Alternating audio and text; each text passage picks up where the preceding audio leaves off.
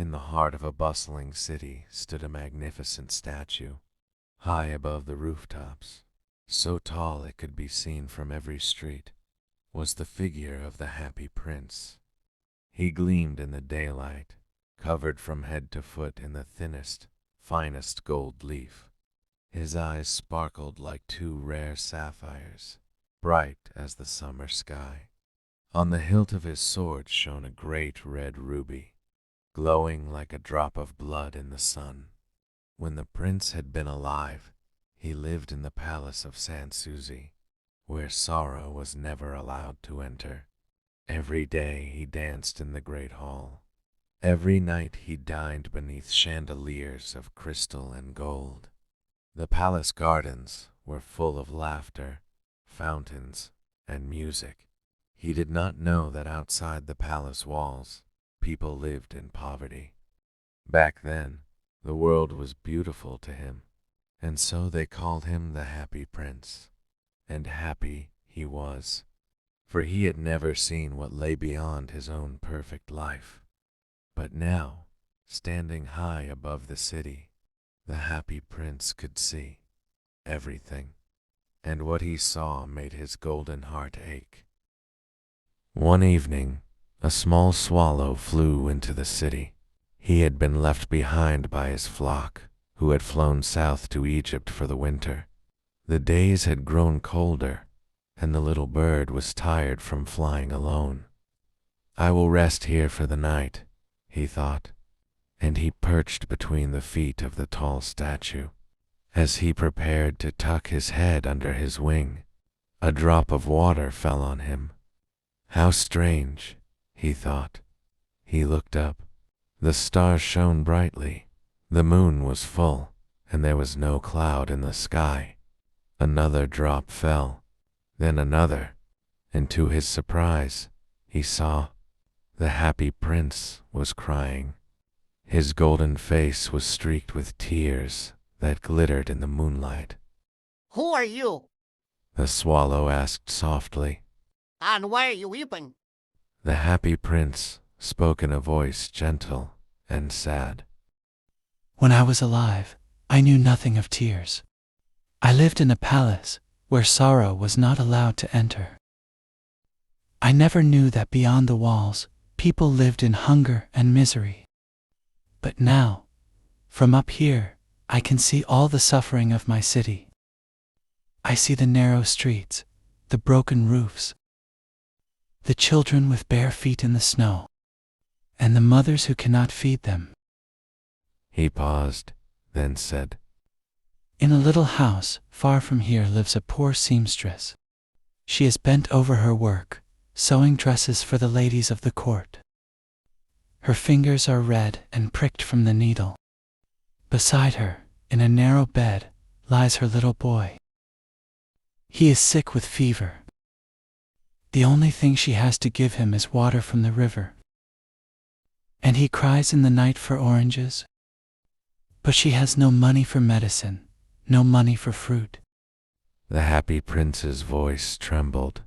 "Little swallow, will you take the ruby from my sword hilt and give it to her?" The swallow hesitated. "It's cold," he said. "I must go to Egypt, where the sun is warm." But as he looked into the prince's tear-stained eyes, he felt a warmth in his heart. "I will stay with you tonight," he said gently, "and be your messenger." With his tiny beak, the swallow pulled the great ruby from the sword hilt. He flew over the sleeping city, past the palace where the sound of music drifted into the night, past the cathedral where white statues stood in silence, until he came to the seamstress's home. Through a hole in the roof, he dropped the ruby beside her thimble. Then he hovered over the sick boy's bed and fanned his hot forehead with his wings. The boy sighed and drifted into a peaceful sleep. The swallow returned to the prince. "That is strange," he said. "Though it is very cold, I feel quite warm." "That," said the prince, "is because you have done a good deed."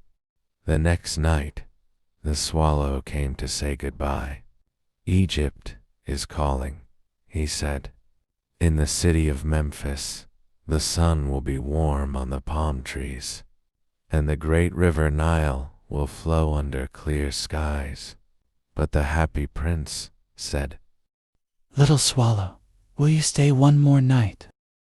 Far away, across the city, there is a young man in a cold attic. He is trying to finish a play for the theater, but his hands are too cold to write. He has no fire, no food, and he is close to giving up. Take him one of my sapphire eyes, and he will have the money to finish his work.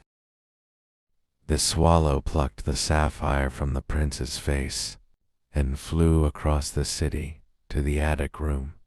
The young man sat with his head in his hands. His candle burnt down to a stump. The swallow dropped the sapphire on the table, and when the man saw it, he gasped. He could sell it, buy wood for the fire, and food for the weak. The next night, the snow fell heavier. Little swallow, said the prince, There's a little Marcella girl in the square below.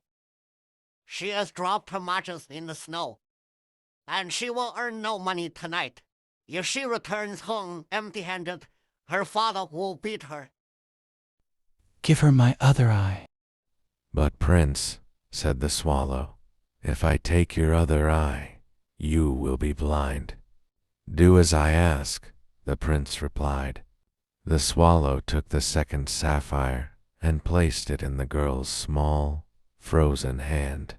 Her face lit up in joy, for she could sell the jewel and never go hungry again.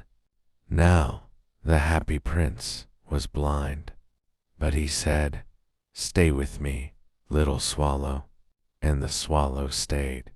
For many days, the swallow flew over the city, plucking the gold leaf from the prince's body, piece by piece, until he was dull and gray. He carried the gold to mothers and children, 2 beggars huddled under bridges, 2 old women shivering in doorways. Wherever he went, the poor laughed and blessed the prince. At last, winter's grip tightened. The swallow grew weaker and weaker. I must say goodbye, dear prince, he whispered. I am going to the house of death, but I love you. He kissed the prince on the lips and fell at his feet. At that moment, a cracking sound came from inside. The lead heart had broken in 2. The next morning, the mayor saw the statue. How shabby he looks. The gold is gone. The eyes are missing. He is no longer beautiful. Tear him down. So they melted the statue, but the broken lead heart would not melt. They threw it on the rubbish heap, where the swallow's body lay. That night, God spoke to his angels, Bring me the 2 most precious things in the city. And the angels brought him the dead swallow and the broken heart of the happy prince. You have chosen well, said God. In my garden of paradise, the little bird shall sing forever, and the happy prince shall dwell in the city of gold. True beauty does not lie in gold or jewels, but in a heart that loves and gives and sacrifices.